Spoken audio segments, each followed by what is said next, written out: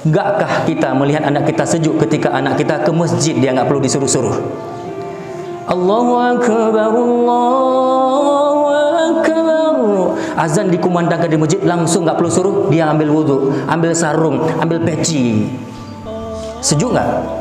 Maka itulah yang dikatakan dengan qurrata ayun. Enggaklah kita sejuk ketika anak kita saksikan anak itu sebelum selesai sholat, setelah selesai sholat dia enggak bubar dulu. Kita perhatikan lewat soft belakang, anak kita di soft depan sedang berzikir subhanallah, subhanallah.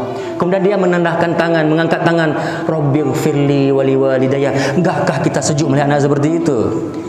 Pas pulang ke rumah, dia jumpai inanya, dia jumpai orang tuanya.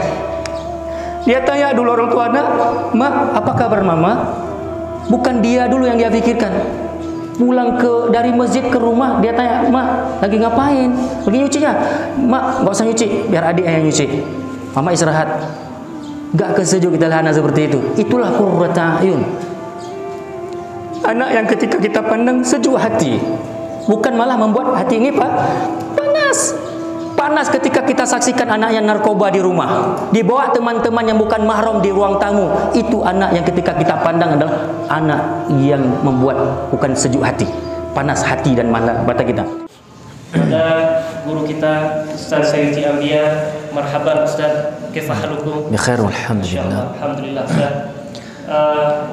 Ustaz, berkaitan dengan judul yang sudah kita paparkan Ustaz. Sebenarnya judul ini kita angkat karena memang banyak sekali dewasa ini Ustaz, kejadian-kejadian yang membuat miris para orang tua, hingga banyak muncul pertanyaan dalam kajian-kajian di luar, juga dalam kajian-kajian di markas, tentang problem munculnya kenakalan-kenakalan remaja hari ini Ustaz. Bahkan di beberapa tempat kita dapati berita-berita bagaimana tinggalnya seorang anak sampai-sampai ada yang membunuh orang tuanya hanya karena ingin membeli, maaf cakap kadangnya, narkoba, sabu-sabu, hanya karena tidak diikuti atau tidak dituruti keinginannya untuk membeli sepeda motor baru. Bahkan ada orang tua yang sampai dibunuh, ada orang tua yang sampai diusir dari rumah. Jadi ini Ustaz, banyak sekali pertanyaan ini muncul ya. Apa pendapat Ustaz dalam menyikapi problematika ini Ustaz? Baik, bismillah. Assalamualaikum warahmatullahi wabarakatuh. Alhamdulillahi rabbil alamin. Alhamdulillahilladzi hadana lihadza wa ma kunna linahtadiya laula an hadana Allah. Asyhadu an la ilaha illallah wahdahu la syarika lah wa asyhadu anna Muhammadan abduhu wa rasuluhu la nabiyya wa la rasula ba'da, amma ba'du. Allahumma rabbi zidna imanan wa yaqinan wa fiqhan. Allahumma innana nas'aluka ilman nafi'a wa rizqan thayyiba wa amalan mutaqabbala. Allahumma innana nas'aluka salamatan fid din wa afiyatan fil jasad wa ziyadatan fil ilmi wa barakatan fil rizqi wa taubatan qabla al mauti wa rahmatan inda al maut wa maghfiratan ba'da al maut. Allahumma hawwin alaina fi sakaratil maut wan najata minan nar wal afwa inda al hisab. Ma'asyiral muslimin, para jamaah kajian rutinitas hari Ahad yang semoga kita semua yang dirahmati oleh Allah Subhanahu wa taala, semoga setiap pertemuan menjadi pemberat amal timbangan kebajikan kita di akhirat kelak insyaallah. Ikhwani wa akhwati yang semoga kita dimuliakan oleh Allah Subhanahu wa taala, seperti Ustaz Al-Fajar barusan sampaikan, memang ini sudah menjadi curhatan nasional. Sudah menjadi ya curhatan di mana-mana ketika kita memberi kajian wejangan-wejangan nasihat keagamaan, baik di dalam daerah maupun di luar daerah. Akan muncul kemudian konsultasi kepada kita dari setiap bapak-bapak, para ibu. Bagaimana sih Pak Ustadz, kami sekarang sedang bingung-bingungnya menghadapi kenakalan remaja, anak kami pada membandel, sudah sangat capek kami untuk mengurus mereka. Padahal anak-anak kami hanya satu aja, anak kami tidak banyak. Nah, beda seperti orang zaman, betul? Orang kita di zaman dahulu, ibu kita, ayah kita, kakek kita, nenek kita, beliau-beliau itu memiliki anak bahkan satu lusin ya. Satu klub pemain bola itu 11 orang, 12 orang, 12 anaknya. Namun kok mudah diurus gitu. Hari ini anak kita 1-2 anak tapi kayak ramai di rumah. Nah, ini ada persoalan yang memang kita harus kaji dan kemudian kita berikan solusi. Para jemaah yang dirahmati Allah Subhanahu wa taala, saya selalu kalau ditanyakan ke saya tentang problematika remaja yang diistilahkan kemudian dengan kenakalan remaja, saya selalu menghubungkan bahwa kenakalan remaja itu ada hubungannya dengan kenakalan orang tua. Jadi karena nakalnya orang tua, si ibu nakal gitu kan, karena si ayah pun si ayah nakal, karena sebelum nikah mereka memang sudah juga pernah hidup dalam kenakalan remaja. Si ayah sebelum jadi ayah dia adalah anak muda yang nakal. Si ibu sebelum jadi ibu dia juga adalah dalam kondisi ibu seorang anak gadis yang nakal. Gabunglah ini si pemudi dan si pemuda, nakal dengan si nakal, menikah. Ya gitu. Nanti pas lahirlah anak nakal gitu. Maka dalam sebuah kaidah ataupun pepatah kita orang Melayu apa? Buah tidak jauh jatuh dari pohonnya. Ya gitu. Kalau ayah pipis sambil berdiri, anak biasanya pipis sambil berlari gitu. Nah, jadi ketika kita berbicara kenakalan remaja, itu kita coba lihat. Ini anaknya orang tua siapa sih? Ketika kita coba kaji-kaji, kita masuk ke dalam dinamika orang tuanya, ternyata orang tuanya memang belum cukup siap untuk jadi orang tua. Belum cukup mampu untuk menjadi orang tua untuk anak-anak mereka. Coba lihat hari ini, anak kenapa narkoba? Kenapa anak jatuh kepada perzinaan? Kenapa sih anak hari ini lalai dengan game online? Kenapa sih hari ini anak-anak dia meninggalkan kewajiban sholat 5 waktu? Kenapa sih anak-anak hari ini kok belum pulang ke rumah? Udah jam mestinya harus pulang di malam-malam hari, misalnya 10 malam, jam 11 malam belum bertempat di rumah. Kenapa? Ternyata memang orang tua cuek. Orang tua tidak cukup kontrol terhadap anaknya, tidak cukup peduli dengan nasib anaknya. Toh mungkin dia latar belakang yang punya seperti saya bilang tadi, dia pas jadi anak juga kurang perhatian orang tua, jadi terwariskan kesalahan ini, terwariskan. Maka saudaraku yang dirahmati oleh Allah Subhanahu wa taala, ketika kita lihat ada yang salah dari dua orang tua, yaitu salahnya apa? Orang tua memang dari awal tidak cukup pandai menjaga diri dan keluarga dari api neraka. Yang kemudian Allah firmankan dalam Quran surah At-Tahrim, ya ayyuhalladzina amanu qu anfusakum wa ahlikum nara. Hai orang-orang yang beriman, jagalah. Siapa duluan yang diperintahkan? Jagalah dirimu. Siapa dirimu? Wahai suami, kamu jaga dirimu. Wahai kamu ibu, kamu istri, kamu jaga dirimu. Suami istri saling jaga diri. Orang yang sudah mampu menjaga diri baru diamanahkan untuk jaga orang gitu. Hari ini si ayah dia tidak jaga diri, si ibu tidak jaga diri, kemudian orang ini diamanahkan untuk menjaga anak-anak. Sanggup? Nggak sanggup, nggak mampu. Ibu tidak mampu menjaga diri, menjaga sholatnya. Ibu tidak mampu menjaga diri dalam persoalan auratnya. Bagaimana dia kemudian memerintahkan anak-anak nutup aurat? Bagaimana si ayah tidak mampu menjaga diri dalam persoalan sholat 5 waktu ke masjid? Bagaimana kemudian dia menyuruh anaknya, nak sholat 5 waktu ke masjid? Dia nggak ke masjid. Maka perintah yang paling pertama yang Allah tuju objeknya adalah dirimu. Siapa dirimu? Kamu ayah, jaga dirimu. Kamu ibu jaga dirimu. Kamu anak, jaga dirimu wahai anak, sehingga saling menjaga jadinya. Gitu kan? Nah, ini yang hilang dari rumah tangga kita. Kita belum mampu dan belum mengaktualisasikan, mengimplementasikan ayat ini. Ya ayyuhalladzina amanu qu anfusakum ahlikum nara. Hai orang-orang yang beriman, jagalah dirimu dan keluargamu dari apa? Dari neraka. Apa neraka di sini? Dari narkoba. Hai orang-orang yang beriman, jagalah dirimu dan keluargamu dari api neraka. Dari apa api neraka? Dari perzinaan. Hai orang-orang yang beriman, jagalah dirimu dan keluargamu dari api neraka, dari ninggalin sholat, dari keluar rumah tanpa menutup aurat. Itu semua neraka itu. Kalau dia berlalu waktu sampai mati dengan seperti itu, maka dikenal dengan jaga dirimu dari api neraka itu, dari maksiat, dari dosa-dosa besar. Maka kalau seandainya satu keluarga kompak-kompakan, ayah menjaga diri dari neraka, ibu juga orang yang juga sesemampunya dia berusaha untuk menjaga diri dari neraka. Si anak juga orang yang berikhtiar selalu semasa hidupnya untuk tidak terjerumus dalam neraka. Apa maksudnya? Tidak terjerumus dalam maksiat. Karena maksiat akan membuahkan neraka nanti di akhir kehidupan. insya Allah rumah tangga seperti ini jadi aman. Anak-anak jadi selamat. Makanya saudaraku yang dirahmati Allah Subhanahu wa taala, hari ini memang terkadang seperti yang saya sampaikan tadi, anak-anak bandel gara-gara memang orang tua bandel. Coba ada nggak orang tua hari ini sampai merazia, menginterogasi si anak misalnya, "Nak, ini kenapa udah jam 10 malam belum sampai ke rumah? Di mana? Dengan siapa?" Gitu kan? Lagi ngapain? "Mak, lagi belajar kelompok." "Siapa saja kelompokmu?" Coba nampakin video call. Rupanya bukan belajar kelompok, lagi di pinggir pantai, lagi di resto, lagi nongkrong dengan rokoknya. Dia mungkin pas video call nggak ngerokok, temannya merokok, dia tangannya ke bawah ke belakang, simpan dulu. Anak hari ini nggak usah diajarin masalah ini, udah pandai dia. Interogasi dia. Itulah tugas seorang ibu. Maka menjadi seorang ibu itu berat ya, berat. Segala bentuk profesi yang ada di muka bumi ini ada pada sosok seorang ibu. Ibu dia polisi. Kenapa polisi? Dia yang akan menangkap anaknya yang kalau dia bermasalah. Ditangkap. Kemudian ibu juga hakim. Setelah ditangkap dihakimi. Kenapa kamu kayak gini? Harus kayak gitu ibu. Ketika dia bertengkar dengan saudara kandungnya, "Nak, siapa yang salah? Kamu gak ngapain adikmu?" Dia harus mampu kemudian menjadi hakim.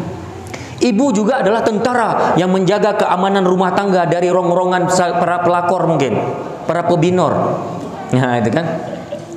Ibu adalah juga dia bendaharawan. Dia yang memegang uang suami. Kemudian dia amanah dalam penggunaan uang. Ibu adalah dia koki, tukang masak. Ibu adalah tukang laundry, tukang cuci baju. Ibu adalah perawat. Ketika anak yang sakit dia yang merawat. Bahkan bukan hanya anak yang sakit, suami yang sakit pun dirawat. Maka suami itu tidak seberapa dibandingkan istri, betul? Ya itu.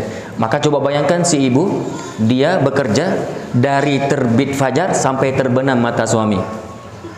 Bukan sampai terbenam sampai terbenam matahari, sampai terbenam mata suami dia belum tidur. Nyenyakkan dulu suami, anak-anak dinyenyakkan. Maka jangan hilangkan fungsi seorang ibu. Apa itu? Kita harus cukup mampu merepet. Ketika ibu berhenti merepet, inilah maksiat sama si anak, maka subur. Merepet. Ya, berhenti merepet. Berhenti ngomel. Ibu-ibu nggak mau ngomel. Kenapa? "Ustadz, kayak mana aku omelin anak saya udah dewasa." Dewasa. Anak saya udah gede, Ustaz. Ngapain lagi diurus? Nanti dia malu dengan temannya ditelepon-telepon, kayak nggak gaul kali.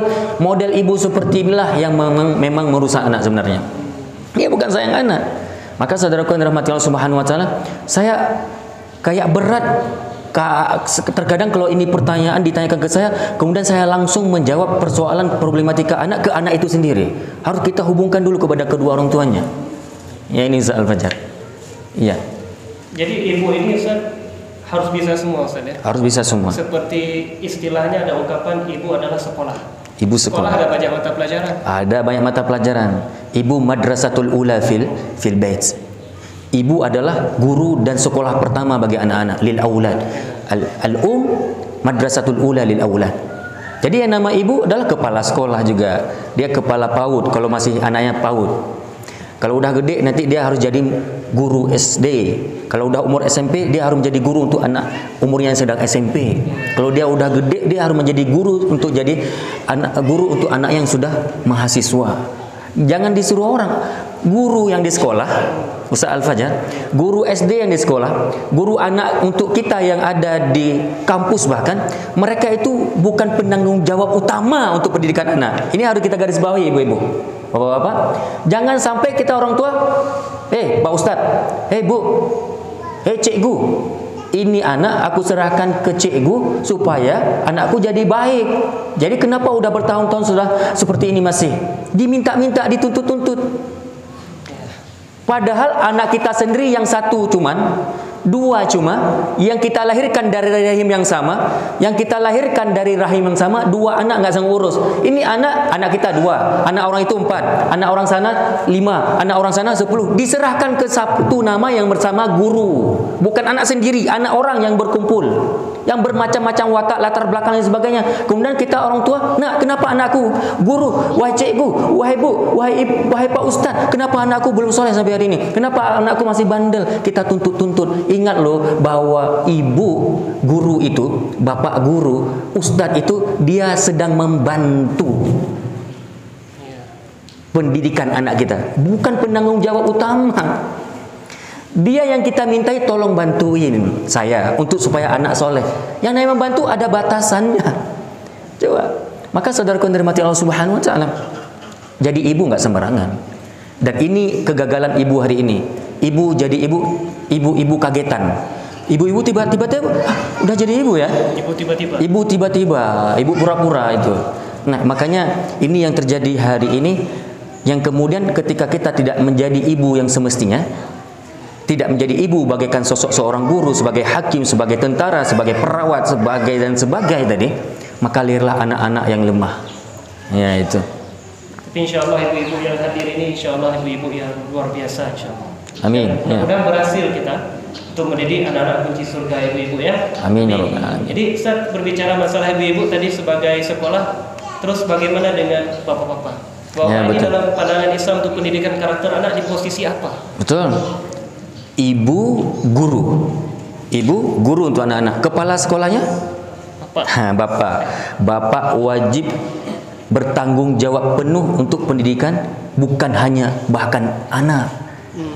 Bahkan si orang tua ayah, dia wajib mendidik muridnya yang juga bernama istri sendiri. Kalau ibu dia hanya kepada anak, kalau suami kepada istri dan anak-anak. Lebih besar siapa tanggung jawab? Lebih besar ibu. Kemudian ibu guru, dia mendidik anak, perlu nggak diinfakin? Perlu nggak diberikan dia gaji? Perlu nggak dia biayain? Lebih besar harus diberikan kepada ibu, karena ibu bukan sekedar guru tadi. Kita suami, kita ayah telah di-SK-kan oleh Allah sebagai kepala sekolah. Ar-rijalu qawwamina 'alan nisa. Ar-rijalu qawwamuna 'alan nisa. Bahwa laki-laki itu sebagai pembina dan pemimpin untuk perempuan. Dia yang memimpin. Kemudian dia pertugaskan istri untuk mendidik anak. Nafkahnya cukup belum? Gajinya ada, kalau bahasa kita kan, bahasa kasarnya. Harus dinafkahi supaya lebih semangat si ibu. Karena apa? Si ibu tidak hanya sekedar sebagai profesi sebagai pengurus anaknya nanti. Bukan sebagai pendidik anak saja. Dia ngurus menjadi perawat juga. Dia bisa sebagai perawat yang merawat anak sakit. Perlu dibiayai enggak? Bahasa kasarnya sebenarnya orang tua laki wajib bertanggung jawab penuh. Bukan hanya dalam pendidikan anak, tapi dalam segala aktivitas si istri. Itu semestinya yang menjadi seorang suami yang ideal. Ya ini. Maka peran bapak dalam hal ini sangatlah penting, karena si anak dia akan cacat, cacat secara mental, cacat secara ilmu, cacat secara karakter juga. Itu kalau tidak diseimbangi, disinergikan antara kepedulian keduanya. Dia harus dua-duanya. Nah, nggak boleh seorang ayah, aku cari nafkah, ya kan? Anak urusanmu. Nah, ini enggak. Ini salah. Perspektif seperti ini, paradigma berpikir para suami yang seperti ini paradigma berpikir yang keliru dan perlu taubat bareng para suami semuanya. Ya gitu. Ya. Ya, kalau kita lihat dalam Quran juga Ustaz ya, Luqmanul Hakim. Betul. Memang bukan seorang nabi, tetapi sebagai seorang ayah yang hakim, yang bijak. Betul. Jadi Ustaz, unik ini Ustaz pembahasannya tentang masalah sekolah tadi. Kalau ibarat kata rumah tangga itu bagaikan sekolah. Berarti ibu-ibu ini kelas paling tinggi Ustaz ya. Kelas paling tinggi nih. Kelas paling tinggi, guru paling tinggi, karena dia tiba-tiba harus jadi guru PAUD. Kemudian pas anaknya gede jadi guru SD. Kemudian pas udah gede sedikit jadi guru SMA. Dia pas udah gede lagi guru mahasiswa sampai jadi dosen dia. Ya, enggak ada ini aku udah gede. Ini bukan urusanku lagi, enggak. Dunia akhirat orang tua wajib bertanggung jawab terhadap keadaan anaknya. Ya. Berarti ibu-ibu wajib belajar. Ini Betul. Ustaz ya. Betul. Jadi kalau misalkan bagaimana kalau misal seperti ini, dan ini juga bagian pada problem rumah tangga Ustaz. Para istri yang ingin belajar tapi terhalang oleh suami. Ini bagaimana menyikapinya Ustaz? Nah, sebenarnya kalau kita lihat ke dalam Al-Quran, sudah ada peristiwa di zaman Rasulullah SAW, itu peristiwa di mana ada yang suami ingin baik terhalang oleh istrinya itu. Ada yang istri yang kepingin hijrah tapi terhalang oleh suaminya. Ada yang anak ingin baik juga terhalang oleh kedua orang tuanya. Yang kemudian Allah Subhanahu wa taala berfirman dalam Al-Qur'an surah At-Taghabun surah Al-Fajr. Saudaraku yang dirahmati Allah Subhanahu wa taala, kalau kita kembali dalam Al-Qur'an, kita akan dapati dalam Quran surah At-Taghabun ayat 14 dan 15 itu, apa kata Allah? Ya ayyuhalladzina amanu inna min azwajikum wa auladikum aduwwan lakum fahdharuhum. Hai orang-orang yang beriman, sesungguhnya sebahagian dari pasangan hidupmu.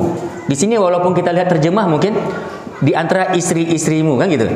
Ini kayak mendiskreditkan para perempuan, para istri saja. Sedangkan dalam bahasa Al-Quran tidak dibahasakan oleh Allah, inna min zaujatikum. Kan? Zaujat, jamak dari zaujah. Tapi Allah menggunakan bahasa apa? Azwaj.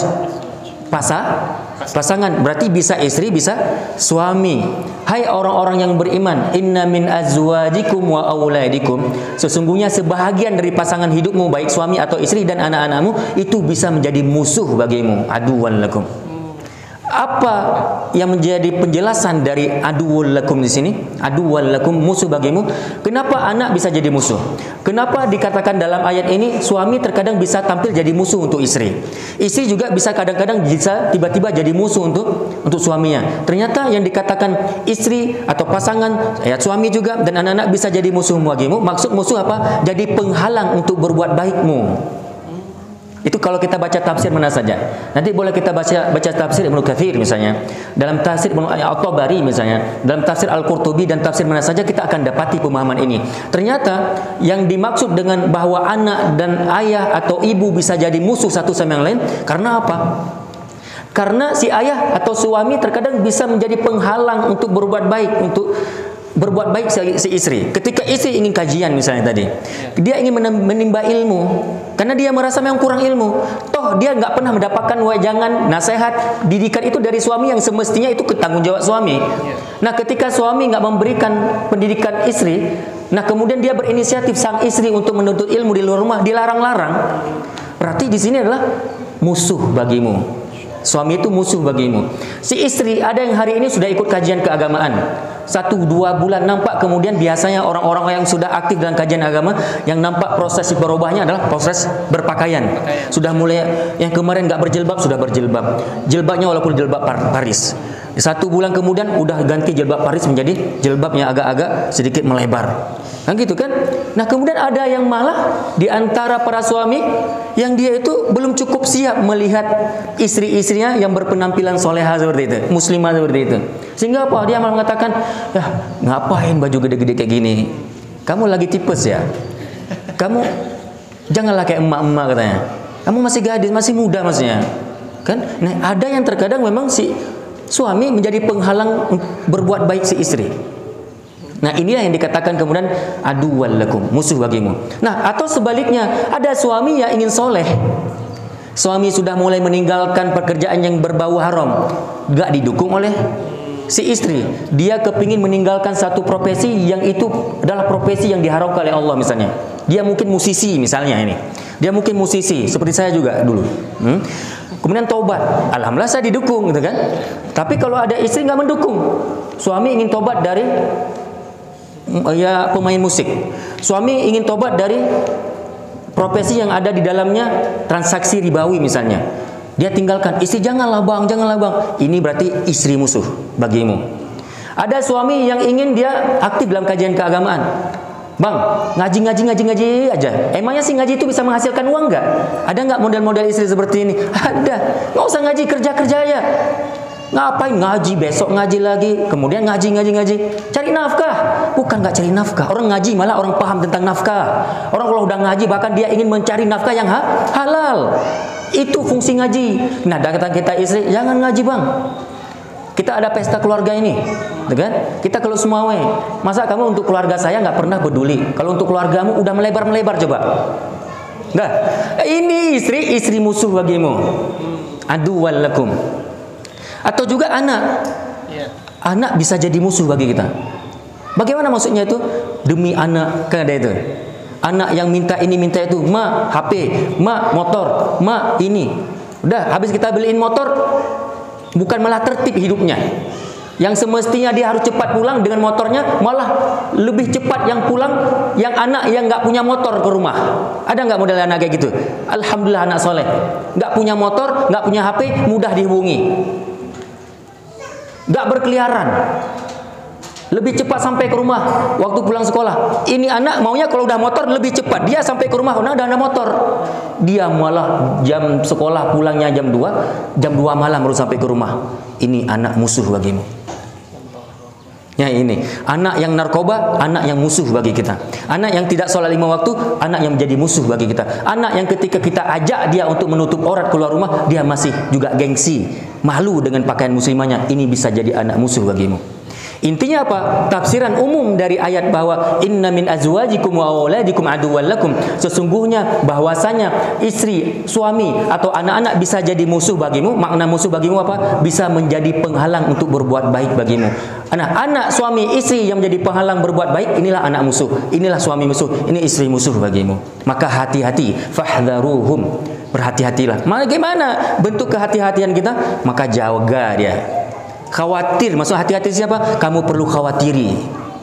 Karena rasa khawatir kita bukan sekedar khawatir, tapi apa sih action kita supaya anak jangan jadi musuh? Apa sih usaha kita, ikhtiar kita biar istri jangan jadi musuh, biar suami jangan jadi musuh? Maka dididik dia, dijaga dia. Wallahu a'lam bishawab. Jadi kalau misalkan dijaga ini Ustaz, kan nggak mungkin kita jaga 24 jam. Tapi banyak sekali musuh-musuh mungkin yang dari setan, bisikan dan sebagainya yang membuat anak-anak hari ini jatuh ke dalam pergaulan bebas dan sebagainya Ustaz. Jadi bagaimana teknis menjaga ini Ustaz, sehingga para orang tua bisa insya Allah dengan kita tahu teknisnya Ustaz, kita pun bisa mudah-mudahan kita praktekkan ilmu penjaga. Dari apa ini kita jaga Ustaz? Baik. Tadi kita sempat sampaikan bahwa orang tua harus cukup kontrolnya tadi. Dalam bidang apa kontrolnya? Yang ini kemudian menjadi penyebab nanti, dan ini penyebab asasi, penyebab yang sangat mendasar baik dan buruknya seorang anak. Ada 3 faktor yang menjadi penyebab baik dan buruk si anak. Iya, faktor pertama adalah faktor rumah tangga. Faktor rumahnya. Bagaimana dia di rumahnya? Si ibu bagaimana kesiapan dia dalam mendidik anak? Keaktifan dia dalam mendidik anak. Si ayah juga seperti itu. Apakah dia memberikan nilai-nilai pendidikan agama di rumahnya? Yang sesederhana misalnya ketika kita makan bareng di atas meja makan ataupun di meja makan. Nah, di kursi bukan di atas meja ya. Ya, di atas meja makanan ya. Kita duduk bareng di meja hidangan. Dah, kemudian anak kita makan tangan kiri. Ada nggak kita tegur? Nah, tangan kanan nak, jangan tangan kiri. Rasulullah SAW bersabda. Ya, jadi ceramah kan? Ada orang tua yang model kayak gitu. Dia aja makan tangan kiri. Dia makan tangan kiri, merokok tangan kanan. Alhamdulillah, betul. Sopan betul ini orang. Minum tangan kiri, ngerokok tangan kanan. Di depan anak, ini adalah teroris, bukan guru. Dia lagi meneron mental si anak secara tidak langsung. Nah, coba seorang ayah yang bijak, ayah yang berpendidikan, ayah yang berilmu. Nah, jangan minum tangan kiri nak, nggak boleh, dilarang sama Rasulullah. Rasulullah SAW bersabda, la yashrabanna ahadukum wa la ya'kulanna ahadukum bishimali. Bismillah nak, kul biyaminik wa kul mimma yalik. Betul? Wahai anakku, makan pakai bismillah. Pakai tangan kanan. Coba. Jadi ceramah kan di sini pendidikan kan? Pendidikan. Tapi itu orang tua nggak ada modal. Dia modalnya cuma an-nadhafatu minal iman. Itu pun hadis dhaif pula lagi. Utlubul ilma walau bisin. Tuntutlah ilmu walau ke negeri Cina. Hadis palsu pula lagi. Itu modalnya cuma untuk didik anak. Nah, maka saudaraku yang dirahmati Allah Subhanahu wa taala, itu bahagia pada pendidikan. Ini cara menjaga tadi. Berarti apa? Bagaimana suasana rumah yang harus dibentuk dengan secara suasana pendidikan. Ada nggak habis maghrib dia baca Quran? Ini tugas orang tua. Coba lihat rumah-rumah kita orang zaman. Kita orang zaman. Bahasa baru kemarin juga hal lahirnya, betul? Nah, kami orang zaman nih, itu kalau kami pulang maghrib dari masjid, lampu nggak ada, betul? Masjid lampu nggak ada, pakai lampu apa, pakai lilin ke ataupun pakai semacam obor kah gitu kan, dengan api intinya penerangannya. Kemudian banyak nggak orang di masjid? Banyak. Walaupun lampu tidak seterang hari ini, tapi tetap orang semangat menuju ke masjid. Udah pulang dari masjid, apa kejadian? Pas kita pulang dari lorong-lorong, lewat lorong-lorong rumah, itu kedengaran sama rumah-rumah orang Islam. Aiu, babibu, tatitu, di sudut rumah sana, an inun, ban bin bun, tantintun, di pelosok sana, agak-agak sedikit ini jauh dari musalla, masih kedengaran juga suara ngaji. Ana auna una aina ina anun. Di sana ada Abu Tauti Jaihahu Daudi Zaizu sampai seterusnya. Wassalamu. Betul, masih ingat itu, masih kecil-kecil kita? Kaidah Baghdadiyah, ya. Itu rumah-rumah orang Gayo dulu. Itu rumah-rumah orang kita Aceh dulu waktu suasana maghrib. Enggak ada suara teng teng teng tung tung tung tung, enggak ada itu. Enggak ada suara-suara musik. Betul, anak-anak dididik oleh siapa? Bukan diundang guru ke rumah. Gurunya pas kita masuk, rupanya kakeknya, neneknya, ayahnya pulang dari masjid langsung punya tugas. Apa tugas pulang dari masjid? Langsung didik anak abatasa tadi. Bukan nongkrong di masjid lama-lama, enggak. Bukan malah habis ke masjid langsung ke warung kopi, enggak kayak gitu. Ini etika berkehidupan orang zaman. Berarti apa? Faktor pertama untuk supaya anak kita baik, faktor rumah tangga. Anak kita jam berapa tidur? Kalau sudah mulai jam tidur jam 11 malam, jam 12, ini diperkirakan ini anak akan terlambat bangun subuh. Kontrol sampai jam tidurnya. Nah, ini udah salat Isya, alhamdulillah. Udah salat witir aja dulu misalnya. Atau baca Quran. Sadarus dulu 1-2 halaman baru boleh tidur. Atau tanyakan, "Nah, ada PR nak? Ustaz Siti ada kasih PR enggak? Ustaz Fajar ada kasih PR belum?" Dampingi kemudian. Yang mana nak yang belum bisa bahasa Arabnya ataupun apa? Usaha untuk mendampingi. Kemudian udah lelah, bismillah tidur jam 10 malam. Supaya dia semangat dan energik pas bangun untuk subuh. Bahkan bisa tahajud. Itu penting gak? Sangat penting. Ini bahkan mukaddimah untuk anak baik. Ini mukaddimah untuk melahirkan generasi-generasi yang gemilang. Mukaddimahnya di mana? Rumah. Ya, orang tua di sini perlu keaktifan. Orang tua ayah juga. Jangan ngerokok. Udah di rumah, di luar rumah dengan HP, di masjid pakai HP. Pas pulang ke rumah dia langsung ke kamar tidur. Ini orang tua gagal. Ya, orang tua gagal. Maka saudaraku yang dirahmati Allah Subhanahu wa taala, faktor pertama ini sangat penting. Faktor bagaimana kita memanage rumah dengan seislami mungkin. Hidupkan suasana pendidikan di rumah. Anak kita misalnya pas masuk kamar mandi kaki kanan duluan. Nah, kaki kiri. Masuk kamar mandi kaki kiri. Udah baca doa belum? Belum. Nah, keluar dulu. Biar terbiasa. Karena Allah bisa karena dipaksa. Kalau udah dipaksa jadi biasa nanti. Nak keluar. Tadi kaki apa nak? Pakai kaki kanan kan? Pakai kaki kiri. Baca doa dulu. Bismika Allahumma amutu wa ahya. Betul? Nah, doanya apa? Itulah ibu-ibu orang tua hari ini nggak punya modal. Salah ngajarin. Apa akhirnya? Pokoknya innalillahi wa inna ilaihi raji'un. Masuk terus. Nah, itu kan. Karena itu cuma doa orang mati. Nah, jadi apa doa masuk kamar mandi? Allahumma inni a'udzubika minal khubuthi wal khaba'ith. Nah, masuk nak kaki kiri ya. Nunggu di luar kamar mandi. Nunggu dulu. Ngapain ditunggu? Demi pendidikan anak. Tunggu sebentar. Perhatikan kaki apa dia keluar. Kaki kiri atau kaki kanan? Kaki kiri rupanya. Nah, balik masuk lagi kaki kanan. Udah, baca doa apa nak? Ghufranaka. Itu ibu yang mantap. Itu ayah betul-betul ayah yang betul-betul jadi guru PAUD untuk anaknya. Ini enggak. Ini kan urusan guru PAUDku ini. Nah, maka kalau kayak gitu cara berpikirnya, maka jariahnya bukan ke ibu. Jariah ilmu anak itu bukan ke ayah, tapi ke guru PAUD. Padahal dalam bab yang seperti ini, yang sesederhana ini harus orang tua yang ngajarin. Untuk surah Al-Fatihah semestinya itu ayah dan ibunya yang ngajarin anaknya. Supaya setiap dia sholat nanti, sholat 5 waktu sang anak, si anak gadis kita, si anak perempuan kita, si anak laki kita, ketika dia sholat 5 waktu di hadapan Allah baca Al-Fatihah bukan? Iya, baca Al-Fatihah. Siapa yang ngajar Al-Fatihahnya? Ayah dan ibunya. Jariahnya ke siapa? Ke ayah dan ibu. Coba ini yang ngajarin Al-Fatihah siapa? Guru Ustaz Sayuti, ngalilah ke Ustaz Sayuti. Kan?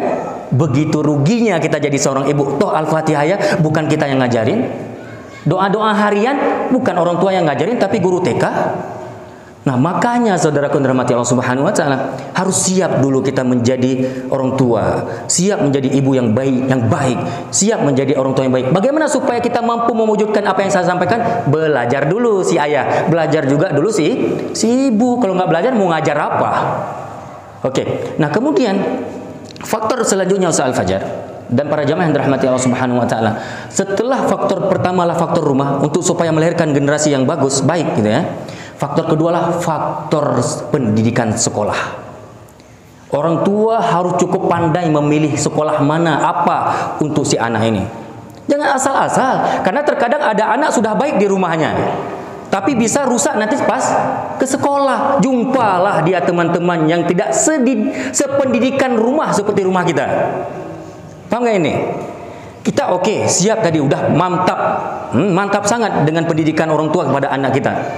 Tapi apakah semua orang tua seperti itu? Ada anak tetangga kita, ada anak saudara kita yang kaum muslimin yang lainnya tidak punya program seperti itu di rumah. Sehingga apa? Sudah bandel ini anak, dibawa ke sekolah. Anak kita yang udah baik jadi bandel. Atau gurunya yang bandel, pemahamannya yang salah. Ya, maka penting nggak kemudian kita selektif memilih tempat pendidikan untuk anak kita? Sangat penting, karena begitu besar hari ini pengaruh sekolah pada anak. Yang pada dasarnya dia udah baik, sopan ketika dia bertutur kata, dia berakhlak ketika di rumah kita, dia berakhlak pas dia berbicara, sikapnya sopan. Tiba-tiba pulang ke sekolah kok udah bawa yang lain. Sekolah hari ini maaf, sekolah hari ini belum cukup mampu untuk melahirkan anak-anak baik. Ada yang salah dengan sistem pendidikan kita hari ini. Agamanya memang sangat kecil. Agama seminggu sekali jam 12 siang. Udah capek dulu dengan matematik, udah capek dulu dengan biologi, udah capek dulu dengan olahraga main poli dan sebagainya, masuklah muatan lokal. Udah sampai jam berapa jam pulang sekolah? Jam 2, jam 3, udah lelah, tidur sebentar, disuruh ke TPA. Pas ke TPA bandel-bandel. Kenapa? Udah nggak siap dia untuk menerima agama lagi. Begitu besar pengaruh pendidikan kalau salah pendidikan itu. Bukan nggak boleh sekolah, jangan salah-salah paham. Bukan nggak boleh ke sekolah anak kita, tapi pilih sekolah yang tepat. Sekolah yang betul-betul mampu mendidik anak kita menjadi anak-anak yang berakhlakul karimah, yang berakidah sahihah, yang pahamnya benar terhadap Quran dan Sunnah. Penting nggak berarti pendidikan? Penting. Itu faktor yang kedua. Faktor yang ketiga adalah faktor lingkungan. Oke, rumah udah mantap. Sekolah favorit, sekolah ternama, sekolah terkenal, ini sekolah baik, ustaz-ustaznya baik bahkan. Udah. Tapi ternyata pas pulang sekolah berada di lingkungannya bukan lingkungan yang bagus, bukan di bi'ah al-islamiyah. Maka salah satu konsep Islam adalah harus bikin bi'ah. Alhamdulillah kita bersyukur kepada Allah Subhanahu wa taala, konsep yang saya bangun dan kita bangun bersama Al-Ghuraba adalah salah satu konsep yang untuk melahirkan bi'ah al-islamiyah itu. Lingkungan Islami. Kenapa? Di lingkungan juga sangat mempengaruhi karakter si anak. Lingkungan maksudnya apa? Pertemanan. Oke, sekolah, rumah, teman sehari-hari dia dengan siapa? Nah, hari ini sekolah mungkin bagus. Ada nggak sekolah ngajarin kita untuk narkoba? Nggak ada. Ada nggak sekolah yang ngajarkan kita untuk mencuri punya orang? Nggak ada. Ada nggak seorang ayah dan ibu mengajarkan anaknya supaya merampok punya orang? Nggak ada kan? Berarti rumah mantap, sekolah mantap. Tapi pas dengan teman, nanti temannya perampok, temannya rupanya penarkoba. Terpengaruh nggak anak kita? Al-mar'u ala dini khalilihi falyanzur ahadukum man yukhalil. Seseorang itu sangat tergantung pada agama keadaan agama temannya. Maka oleh karena itu selektiflah kamu dalam memilih temannya ini. Dan lingkungan dibagi dua, Ustaz Al-Fajar. Kan faktor pertama apa? Faktor baik dan buruknya generasi. Faktor pertama adalah yang harus diperhatikan faktor rumah tangga. Faktor kedua adalah faktor sekolah pendidikan. Ya. Yang ketiga faktor lingkungan. Faktor lingkungan dibagi dua. Lingkungan dunia maya dan lingkungan dunia nyata. Dua-dua harus selektif. Apa dunia maya? Terkadang dia tidak berteman dengan teman di lingkungan nyata, tapi dia berteman di lingkungan dunia maya, dengan HP-nya, dengan Facebook-nya, dengan IG-nya. Coba, apa yang dia tonton? Dia berteman dengan siapa di Facebook? Ini penting. Ini juga lingkungan, tapi lingkungan dunia maya. Dia nggak mesti duduk nongkrong di warung kopi ini. Ini orang nggak mesti dia berteman duduk di pinggir-pinggir jalan. Dia cukup di rumahnya sendiri bisa berteman dengan seluruh teman yang ada di dunia ini. Kalau teman yang di Facebooknya mengarahkan dia kepada kebaikan, yang dikirim adalah, yang di-share adalah ya kalimat-kalimat Islami, wejangan-wejangan, nasihat-nasihat hadis, Al-Quran dan lain sebagainya. Alhamdulillah anak kita terbentuk dengan apa yang ditonton, apa yang dia baca. Tapi kalau tontonan itu tontonan yang haram, bacaan yang haram, itu akan membentuk juga karakter dia. Maka ada satu kaidah Ustaz Al-Fajar dan para jamaah yang dirahmati Allah Subhanahu wa taala. Kamu adalah apa yang kamu dengar. Kamu adalah apa yang kamu lihat, dan kamu adalah apa yang kamu masukkan ke dalam mulutmu. Apa yang kamu makan. Jadi apa yang kamu dengar. Kalau kita sering mendengar yang haram-haram, zup, ini. Kalau kita selalu melihat, menonton yang haram-haram, zup, zup sini. Apa yang kita konsumsi yang haram-haram, sini lagi. Berarti apa yang kita konsumsi, apa yang kita dengar, apa yang kita lihat membentuk karakter jiwa seorang muslim. Yang didengar baik-baik, nasihat, kajian agama. Yang dia tonton adalah ustadz-ustadz. Yang dia tonton adalah kajian-kajian para ulama. Yang dia tontonlah konten-konten yang positif. Yang dikonsumsi halalan thayyibah, insya Allah jadi anak baik, jadi anak soleh. Jadi tidak hanya kita memperhatikan anak kita berada di lingkungan nyata mana, tapi juga kita harus kontrol dia di dunia mana. Ini juga lingkungan yang paling besar hari ini dia yang mempengaruhi generasi. Besar, peran media sangat besar. Makanya pertanyaan Ustaz Al-Fajar tadi, apa yang menjadi faktor dan yang menjadi problem hari ini untuk menjadikan anak kita anak baik? Dan apa sih sebaliknya yang menjadi anak kita hari ini jadi bandel? Gak pernah lepas daripada faktor yang kami sebutkan barusan. Wallahu a'lam bishawab. Masya Allah. Jadi Ustaz, mantap ini perkataan. Izin saya ulang Ustaz ya. Baik. Kamu adalah apa yang kamu dengar, kamu adalah apa yang kamu lihat, dan kamu adalah apa yang kamu makan. Betul. Berarti bermuaranya ke hati semua Ustaz. Hati semua. Idza saluhat saluhal jasadu kullu wa idza fasadat fasadal jasadu kullu. Apabila hati ini baik, baik seluruhnya. Apabila hati ini buruk, buruk segala-galanya. Masya Allah. Iya. Jadi Ustaz tadi unik ini Ustaz, dan sangat menggelitik kalau bagi kami pribadi. Iya. Rumah adalah tempat kita menjaga anak kita. Betul. Tetapi banyak hari ini Ustaz fenomena juga anak yang tidak betah di rumah, minggat dia dari rumah.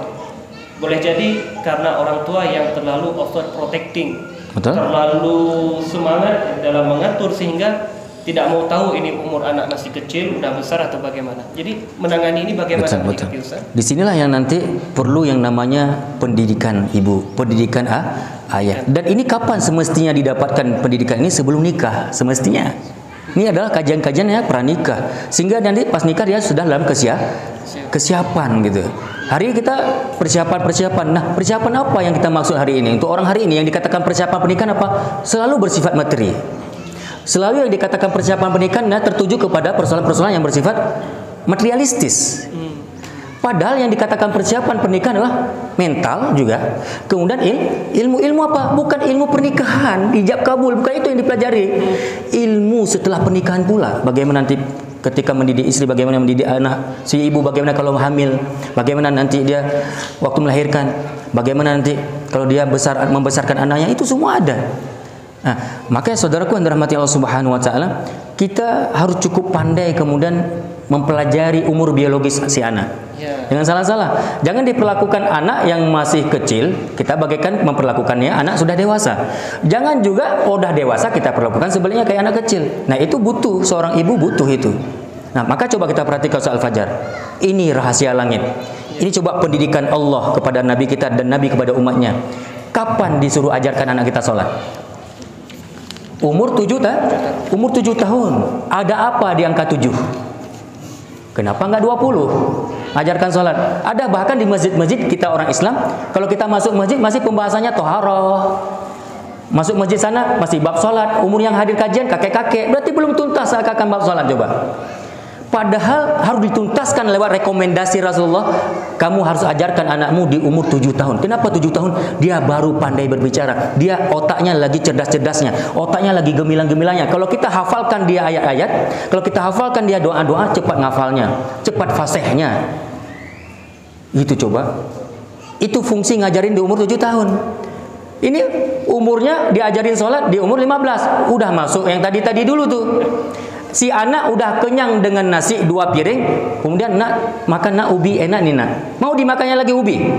Enggak, udah kenyang dengan yang lain. Bukan karena nggak enak ubi itu, bukan si anak nggak mau makan ubi, udah kenyang dengan yang lain. Inilah hari ini ada yang gagal dengan kita. Materi-materi agama nanti bahwa udah kakek-kakek belum belajar. Materi agama kalau ada nenek-nenek baru duduk dalam majelis ilmu, udah pensiun duluan. Oke, yang materi-materinya udah berat kepala, baru belajar sholat dan sebagainya. Maka coba rahasia, 7 tahun ajarin. Berapa tahun berarti belajar Quran? 3. Karena di lanjutan hadis Rasulullah mengatakan pukullah di umur 10 kalau tidak sholat. Berarti pendidikan berapa? 7 sampai ke 10? 3 tahun pendidikan sholat. Luar biasa sholatnya, kualitas sholatnya luar biasa. Ketika udah umur 10 tahun disuruh apain sama Nabi kalau nggak sholat? Disuruh pukul, bukan bunuh ya, bukan bunuh, pukul. Hari ini dibunuh, pukul. Pukulnya pun bukan pukul habis tenaga, enggak. Ada cara mukulnya gitu kan. Nah, untuk apa dipukul di umur 10 tahun, bukan di umur 12, bukan di umur 13? Karena anak kalau dipukul di umur 15, dia yang pukul kita nanti. Karena dia udah mulai berani dia, udah mulai berontak gitu. Itu nabi loh, nabi. Enggak asal-asal kalau menyebutkan nama angka. 10 itu karena dia masih pematu, masih segan ke ibunya. Insya Allah. Apalagi sudah terdidik tadi. Nah, makanya kemudian juga kalau kita perhatikan di hadis yang lain atau riwayat yang lain, bagaimana kita kemudian memperlakukan anak yang baru balik. Berarti disinilah peran kita orang tua penting. Nah, maaf ibu-ibu bapak-bapak, coba ingat nih, kapan terakhir kali kita cium anak kita yang umurnya 20 ini ya, anak kita yang umurnya udah 25, anak kita yang umurnya sudah 30, kira-kira kapan terakhir kali kita cium dia? Masih ingat? Udah lupa kan? Saking lamanya nggak kita cium. Dulu Ustaz masih kecil.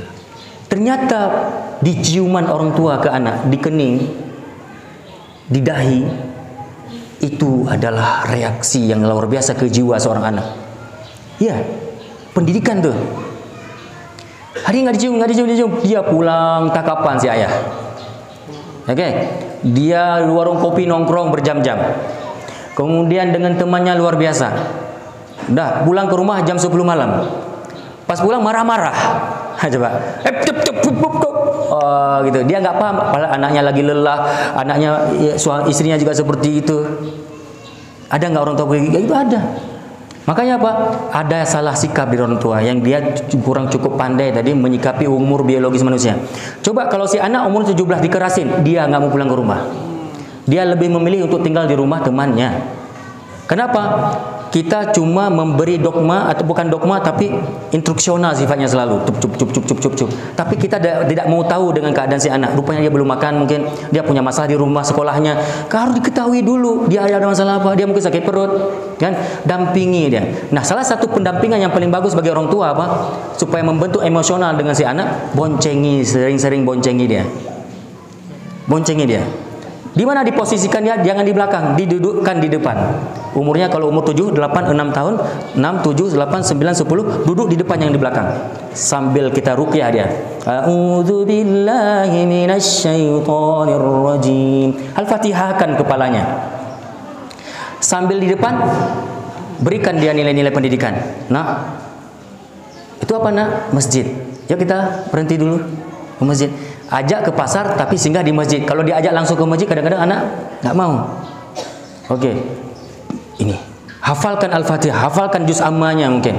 Ada satu kisah seorang tua menghafizkan anaknya gara-gara membonceng anaknya. Keseringan bonceng anak kapan? Waktu ngantar sekolah. Kapan lagi? Pas jam jemput. Berapa jam durasi perjalanan? 15 menit. 15 menit dia meruqyah ataupun mentalkinkan ayat-ayat Quran kepada si anak. 15 menit perjalanan pergi, pas 15 menit nanti pas pulang. Setengah jam rutin si ayah mentalkinkan amma yatasaalun, jadi hafiz. Tapi ya nggak ada modal tadi masalahnya. Orang tua nggak punya modal. Qulhu cuma modalnya. Qul huwallahu lam yalid walam yulad. Boleh lah ya, ibadah nggak ada yang lain. Ibadah nanti Sambalado coba lagunya. Samjeng judul lagu, Sambalado, Kuapliu, semua jadi judul lagu hari ini dan viral. Betul? Ini. Makanya harus pandai. Si orang tua harus pandai dia menyikapi umur biologis si anak. Umur seperti ini bagaimana cara menyikapinya, umur segini. Maka perlu proses pendampingan. Iya. Betul, Ustaz. Ada itu kisahnya, Ustaz. Ini tentang musafir Al-Quran. Betul, iya. Yang seorang anak kecil buta, tapi dia bisa menghafal Quran dengan cara diantar pulang pergi oleh ayahandanya ke tempat syekh yang sedang mengajarkan tahfiz Quran. Dan anak yang buta ini ketika ditanya, apa yang kamu inginkan, nak? Dia cuma ingin mengatakan apa? Saya tidak berharap Allah mengembalikan penglihatan saya di dunia, tetapi saya berharap supaya penglihatan saya dikembalikan di surga. Terus kalau Allah mengembalikan penglihatanmu, apa yang kamu lihat? Saya ingin melihat wajah ayah saya yang selalu menghafalkan Quran kepada saya. Masya Allah. Mudah-mudahan kita menjadi ayah seperti ini. Amin. Ya. Jadi Ustaz, ini berbicara tadi kita, Insya Allah sadar tentang anak musuh, adu. Iya. Nah, sekarang kami khawatir ini Ustaz, jangan sampailah anak kita ini jadi musuh. Bagaimana supaya anak-anak kita ini kita bentuk jadi kunci surga, penyejuk mata, apa kiat-kiatnya Ustaz? Betul. Berbicara tadi ikhtiar kita orang tua ya, bagaimana melahirkan anak-anak yang qurratu a'yun gitu ya. Dalam Al-Qur'an Allah berfirman, bahkan salah satu karakter orang beriman itu, orang soleh itu adalah yang selalu mengharap kepada Allah, yang khawatir terhadap nasib generasi penerusnya, yaitu anak-anaknya. Yang bentuk kekhawatirannya ini dia lantunkan dalam untayan doa yang Allah abadikan dalam Al-Qur'an ya, di mana Allah Subhanahu wa taala berfirman ya, Rabbana hablana min azwajina wa dzurriyyatina qurrata a'yun waj'alna lil muttaqina imama. Ya Rabb kami, jadikan ya istri-istri kami, suami-suami kami dan anak keturunan kami yang menjadi qurrata a'yun. Apa qurrata a'yun? Penyejuk mata atau penyejuk hati. Apa makna dari sejuk? Yaitu kita harus tahu lawan sejuk. Apa lawan sejuk? Panas. Jadi lawan sejuk panas. Nah, kita coba perhatikan. Hari ini anak kita kalau kita pandang memanaskan hati, memanaskan pandangan, membuat emosi maksudnya, atau malah tentram di jiwa. Nah, panas mata kita, panas pandangan kita, dan sejuk pandangan kita ketika menyaksikan anak, itu sangat pengaruh kepada kondisi si anak itu. Yang kemudian baru dikatakan qurrata a'yun. Anak yang qurrata a'yun akan menjadi penyejuk mata. Apa itu qurrata a'yun? Para ulama mufassirin ketika menafsirkan qurrata a'yun dalam hal ini misalnya Ibnu Abbas radhiyallahu anhu, dalam ini misalnya Ikrimah juga, dalam hal ini misalnya Hasan Al-Basri rahimahullah. Para ulama dulu menafsirkan qurrata a'yun adalah tidak dikatakan anak itu akan menjadi penyejuk mata bagi orang tua kecuali anak itu adalah anak yang berilmu dan beramal. Coba apa kalimatnya? Yaitu anak-anak yang berilmu dan anak-anak yang beramal soleh, anak-anak yang taat kepada Allah dan Rasulnya. Ini pasti anak akan menjadi penyejuk mata ketika kita memandangnya. Coba kalau anak dia gemilang ilmunya, hafal Quran 30 juz, paham terhadap ilmu haram dan halal, dia paham ini boleh tidak boleh, dia ngerti persoalan agama. Bukankah ketika kita saksikan anak yang tumbuh dewasa dengan ilmunya, kita senang lihatnya dibandingkan dengan anak-anak yang maaf dia bodoh dalam urusan agama? Ya, karena kalau udah bodoh, pasti dia akan melakukan kerja-kerja bodoh. Kalau anak itu bodoh, pasti ngomongnya ngomong orang bodoh. Kalau anak itu bodoh, pasti yang dia lakukan sikap-sikap bodoh. Kemudian membuat mata ini malah panas memandangnya. Jadi konteks ayat ini ataupun tafsiran ayat ini itu tidak lepas daripada qurrata a'yun. Yang dimaksud adalah anak yang berilmu, masih koma, belum titik, tapi juga beramal soleh. Gakkah kita melihat anak kita sejuk ketika anak kita ke masjid dia nggak perlu disuruh-suruh? Allahu Akbar, Allahu Akbar. Azan dikumandangkan di masjid, langsung nggak perlu suruh, dia ambil wudhu, ambil sarung, ambil peci. Sejuk nggak? Maka itulah yang dikatakan dengan qurrata a'yun.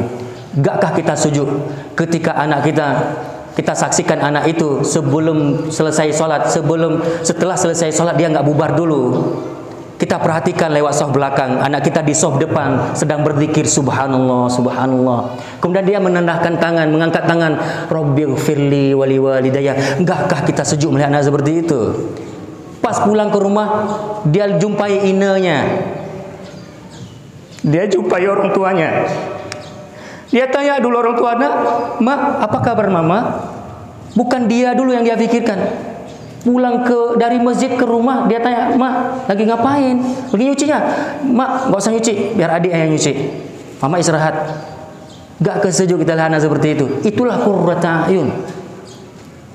Anak yang ketika kita pandang sejuk hati, bukan malah membuat hati ini panas. Panas ketika kita saksikan anak yang narkoba di rumah, dibawa teman-teman yang bukan mahram di ruang tamu. Itu anak yang ketika kita pandang adalah anak yang membuat bukan sejuk hati, panas hati dan mata kita. Tapi kalau ada orang tua ketika dia menyaksikan anak gadisnya berteman dengan anak lain yang bukan mahram, anak laki, kita suguhkan malah sirup. Kita berikan dia makanan tanpa kita tanya, "Ngapain nak kamu ke rumah? Ngapain kamu berdua-dua di rumah kami?" Malah dia santai-santai aja. Mungkin hatinya sudah ditutup oleh Allah, mungkin matanya sudah buta, tidak lagi mampu melihat kebenaran dan bahwa itu maksiat. Maka saudaraku yang dirahmati Allah Subhanahu wa taala, itulah yang dimaksud oleh para ulama, yang dimaksud oleh Allah dalam Al-Qur'an qurratu ayun lewat tafsiran para ulama. Tidak dikatakan anak istri, karena di sini bukan hanya anak kan? Rabbana hablana min azwajina pertama. Ya Allah, jadikan suami atau istri wa dzurriyyatina, dan anak-anak penyejuk hati. Bukan hanya anak penyejuk hati, istri penyejuk hati bagi suami. Suami juga penyejuk mata dan penyejuk hati bagi istri. Wa ja'alna lil muttaqina imama, dan jadikanlah suami atau istri dan anak-anak kami lil muttaqina imama, menjadi untuk orang bertawakal itu imam. Berarti harus jadi imam para suami semuanya? Enggak seperti itu yang dimaksud imam dalam ayat ini. Imam apa? Yang diikuti, yang diteladani. Imam di sini apa? Yang dia selalu di depan dalam kebaikan. Imam adalah yang dimaksud dalam ayat ini adalah orang yang selalu menjadi pelopor kebaikan di tengah masyarakat, yang kemudian orang ngikutin kebaikan dia. Itulah waja'alna lil muttaqina imama dalam tafsiran. Bukan disuruh kita jadi imam semua. Paham enggak sekarang? Ya, wallahu a'lam bishawab. Jadi Ustaz Al-Fajar dan juga para jamaah yang dirahmati Allah Subhanahu wa taala, inilah yang kemudian yang perlu kita ikhtiarkan untuk supaya lahir istri, suami dan anak-anak yang qurratu ayun apa? Jadikan anak itu anak yang berilmu dan beramal soleh. Bagaimana berilmu? Berikan pendidikan yang benar. Pendidikan sekolah, pendidikan masjid, pendidikan di rumah. Ya, saudaraku yang dirahmati Allah Subhanahu wa taala, inilah sekali lagi ya yang dimaksud dengan qurratu ayun. Yang demikian insyaallah anak yang akan membuat sejuk bukan hanya di dunia, sampai membawa kesejukan anak ini kepada alam kubur kita. Betul. Anak ini akan membawa kesejukan bahkan kepada padang mahsyar kita. Ia akan menghantarkan kesejukan dari kebaikannya sampai ke surga kita. Ini qurratu ayun dalam Rabbana hablana min azwajina wa dzurriyyatina qurratu ayun waj'alna lil muttaqina imama. Ya. Barakallahu fiik Ustaz. Ya. Ini PR ya kita para santri. Kalau kita pulang ke rumah, jangan HP yang duluan kita pegang, tapi tangan ibunda kita yang duluan kita cium. Jadi Ustaz, tadi ada kata-kata yang unik juga, yaitu kamu adalah apa yang kamu makan.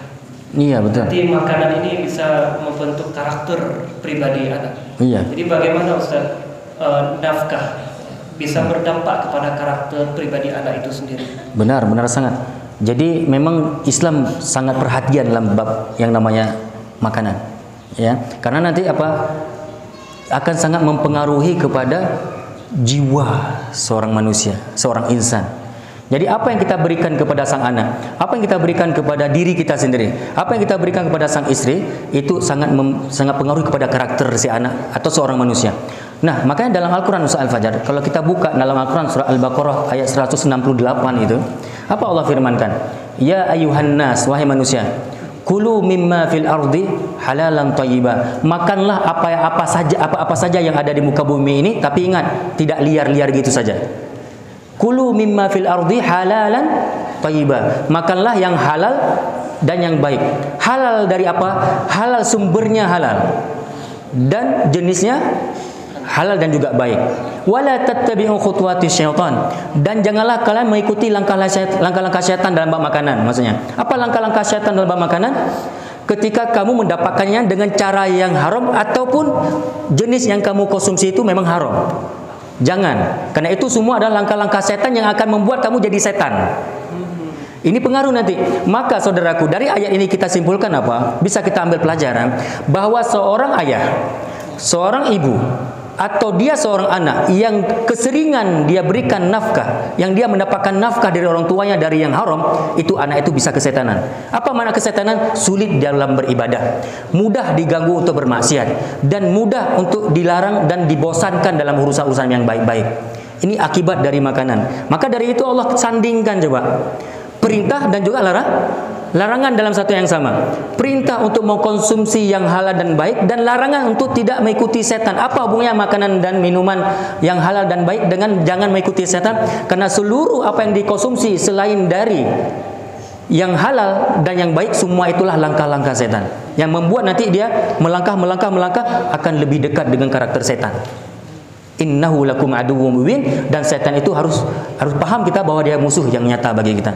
Makanya coba kita lihat, kenapa anak hari ini narkoba? Kenapa hari ini sangat sulit anak kita untuk kita ajar kebaikan? Kenapa dia mungkin sulit menghafal Quran? Kenapa dia itu suka berkata-kata kasar ke kita? Coba perhatikan kita dulu, seorang tua, si orang tua. Apa yang pernah kita berikan kepada anak kita? Makanan halal atau haram? Ini pengaruh. Jangan sampai jadi anak kita jadi anak setan. Makanya ada satu kaidah apa? Orang yang sering memakan makanan yang haram, dia akan sangat mudah terdorong untuk melakukan haram-haram. Itu kaidah.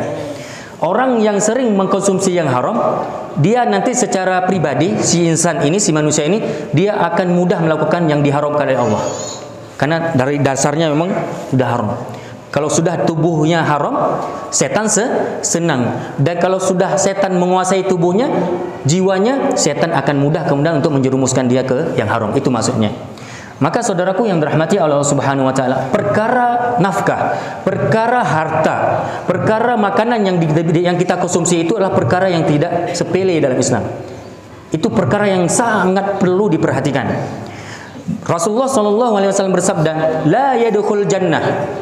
Coba, la yadkhul jannah lahmun nabata minal haram atau minas suhut dalam sebuah riwayat, wan naru aula bihi. Tidak akan pernah masuk surga daging yang tumbuh dari makanan-makanan yang haram, dan tubuhnya lebih pantas untuk dimasukkan ke neraka. Hadis riwayat Ahmad. Dalam hadis yang lain apa? Kullu lahmin nabata minal haram finnar atau fannaru aula bihi. Dalam riwayat yang lain, bahwa apa kata Nabi? Tubuh daging yang tumbuh disebabkan makanan-makanan yang haram, maka tubuhnya lebih pantas untuk dibakar oleh api neraka. Coba, Allah Subhanahu wa taala berfirman dalam Quran surah Al-Mu'minun ayat 51. Ya. Bapak-bapak, ibu-ibu, coba kita nanti kembali ke rumah dan buka nanti. Dalam Al-Quran surah Al-Mu'minun ayat 51, Allah berfirman apa? Ya ayyuhar rusul. Ya ayyuhar rusul, kulu minat thayyibat wa'malu salihah, inni bima ta'maluna alim. Apa kata Allah dalam surah Al-Mu'minun ayat 51? Wahai para rasul. Coba, untuk para rasul aja kena tegur sama Allah. Para rasul pernah ditegur sama Allah apa? Pernah diberikan perintah oleh Allah, hei para rasul semuanya, makanlah yang ada di bumi ini yang baik-baik. Apa mana baik? Baik dari segi sumber pendapatannya, sumber kita mendapatkannya, dan dari jenis yang baik. Oke, karena apa? Ini coba kita bayangkan. Ketika Allah perintahkan para rasul, makanlah yang baik-baik, kemudian perintah berikutnya apa? Dan beramal solehlah, karena sesungguhnya aku mengetahui apa yang engkau kerjakan. Coba kita perhatikan dalam tafsir Ibnu Katsir. Dalam tafsir Ibnu Katsir kita dapati ayat ini adalah ayat yang memerintahkan para rasul untuk mengkonsumsi yang baik-baik, kemudian memerintahkan para rasul untuk beramal soleh. Kemudian Ibnu Katsir mengatakan gini, ayat ini kalau kita perhatikan ada isyarat dari Allah.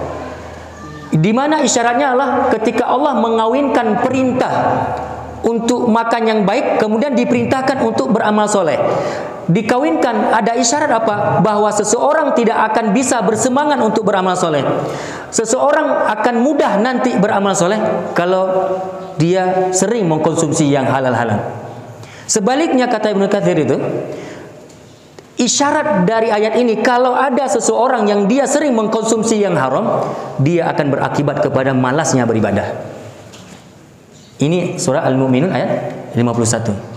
Pak Ustadz, itu kan perintah makan untuk yang baik-baik kan untuk para rasul, bukan untuk kita. Nah, kalau rasul saja sebagai pembawa risalah Islam, rasul saja yang kita dituntut untuk meneladaninya harus makan yang halal, bagaimana yang kita bukan rasul?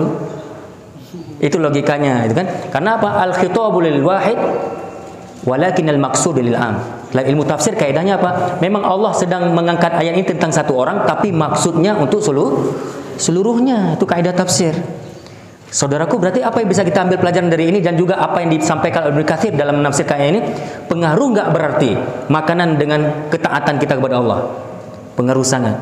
Dan bahkan penyebab makanan-makanan yang kita konsumsi dari yang haram bisa tidak diistijabahkan doa-doa yang kita panjatkan.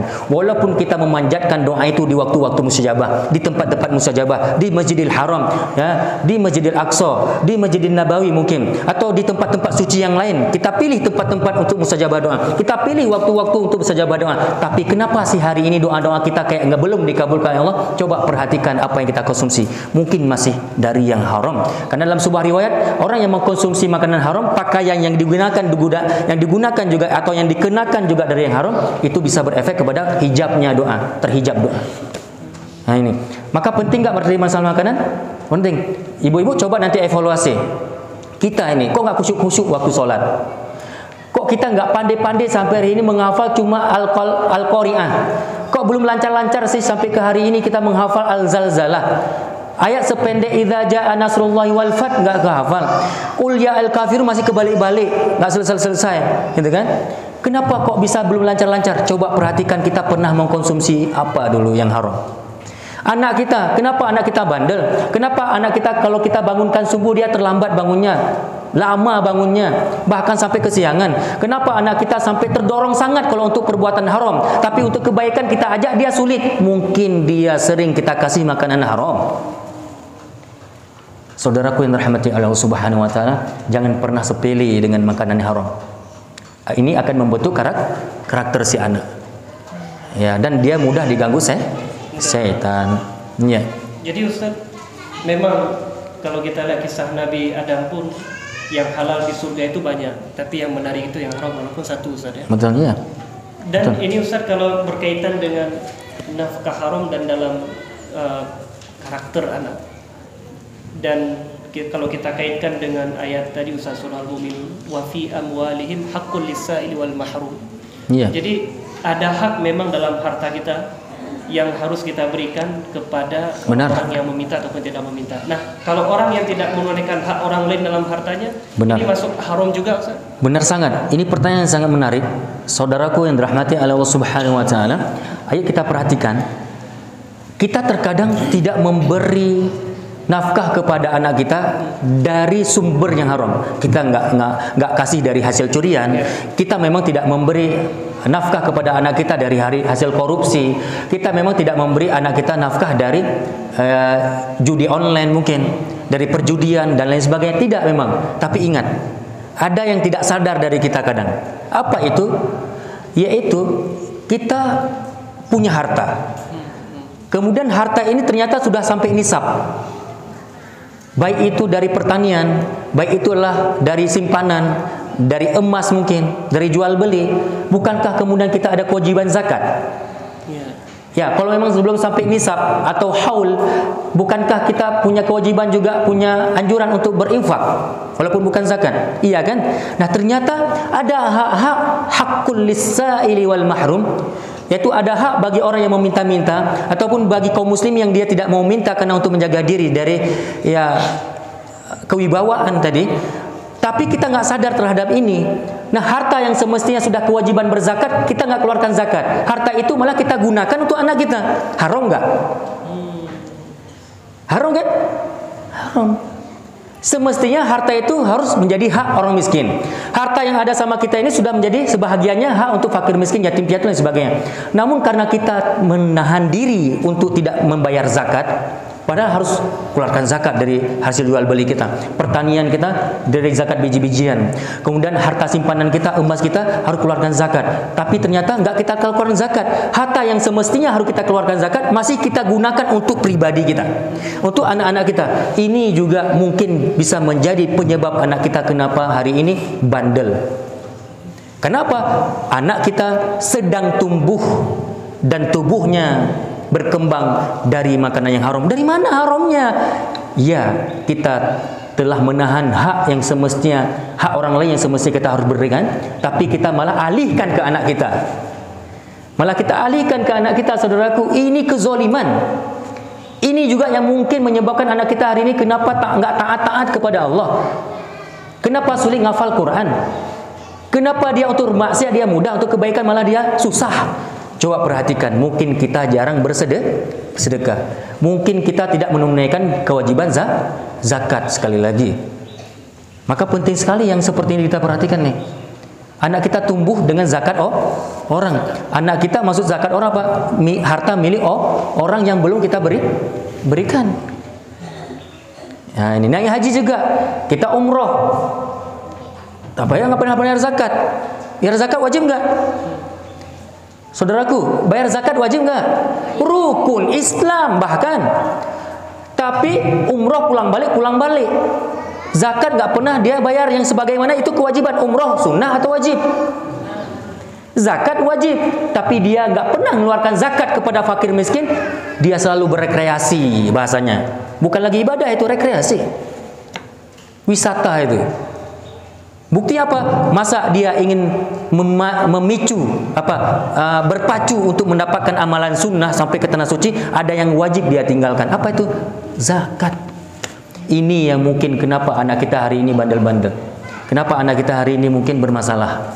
Atau kita bahkan, bukan anak ya, termasuk kita. Kita kenapa hari ini malas sekali bangun subuh. Azan dikumandangkan, bahkan terkadang kita rumah bertetangga dengan masjid tapi sulit ke masjid. Nggak tergerak untuk ke masjid. Kalau silaturahmi ke Banda Aceh dari Takengon. Kalau ke silaturahmi ke Birun. Mondar-mandir beberapa rumah. Rumah Allah kita lewati, rumah manusia kita kunjungi. Rumah Allah samping rumah kita lewati. Rumah manusia ke Jakarta kita kunjungi naik pesawat. Silaturahmi. Bagaimana kita ingin menghubungkan hablum minan nas sedangkan hablum minallah rusak. Maka saudaraku, mungkin ini penyebabnya adalah kenapa pribadi kita seperti itu, kebanyakan makan haram. Kita yang pejabat-pejabat nih, yang diberikan amanah oleh Allah, yang untuk mengurusi masyarakat, rakyat, yang diberikan amanah untuk mengelola uang negara. Hati-hati, jangan coba-coba kita korupsi. Mungkin di dunia kita selamat dari pandangan manusia. Manusia nggak lihat kita mungkin. Tapi bukankah Tuhan manusia melihat? Allah Subhanahu wa taala melihat. Bahkan kalau sempat ia meninggal dunia, Ustaz Al-Fajr, dalam hadis yang sahih, kalau dia sempat meninggal dunia, si koruptor, dan ketahuan terbukti dia korupsi, meninggal, Nabi tidak mau menyolatkan jenazah ini. Ada beberapa jenazah yang tidak mau disolatkan oleh Rasulullah.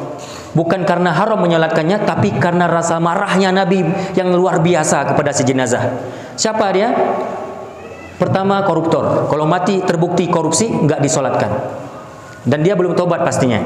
Yang kedua adalah orang yang mati bunuh diri. Nabi tidak akan menyolatkan orang mati bunuh diri. Yang ketiga adalah orang yang mati, dia terkenal orang yang suka berhutang tapi nggak ada rencana bayar. Terkenal dia memang, si ini ada hutangnya, sama si ini dia berhutang, sama sana dia berhutang. Suka berhutang untuk memperkaya diri, dan itu pun nggak butuh-butuh kali, tapi suka aja berhutang dengan niat apa? Untuk menipu orang. Ini orang nggak disolatkan sama Nabi. Dan diantaranya juga adalah orang yang meninggal tidak sholat 5 waktu. Sepele dengan urusan sholat 5 waktu, nggak disolatkan sama Nabi. Ma'asyiral muslimin rahimakumullah. Jadi sekali lagi, ayo kita bersihkan harta kita. Harta kita, ingat, wa fi amwalihim haqqun lis-sa'ili wal mahrum. Ingat kata Allah apa? Pada harta-harta mereka orang beriman bahwa ada hak bagi orang yang meminta yang perlu kita berikan, dan ada hak bagi orang yang tidak mau minta tapi tetap harus diberikan walaupun nggak minta. Bahkan pahala yang lebih besar kapan? Ketika kita beri tanpa diminta dulu. Itu lebih besar daripada yang diminta dulu baru beri. Dua-dua berpahala, tapi lebih besar pahala ketika memberi tanpa diminta dulu. Nah ini, iya. Barakallahu fiik Ustaz. Wa iyyakum. Dan memang betul sekali Ustaz, banyak sekali fenomena hari ini kalau kita lihat. Banyak anak-anak yang orang tuanya susah dari segi ekonomi, tapi Allah berikan rasa kecukupan, qanaah dan bersyukur. Anaknya malah mudah menghafal Quran. Betul. Sebaliknya bahkan banyak anak-anak yang memang orang kaya, malah itu yang lebih sulit. Sulit diatur.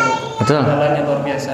Betul. Ya, kita memang perhatikan, apalagi kita yang memang yang bergelut dalam dunia pendidikan anak hari ini. Ibu-ibu, kami perlu sampaikan informasi. Inilah fakta di lapangan.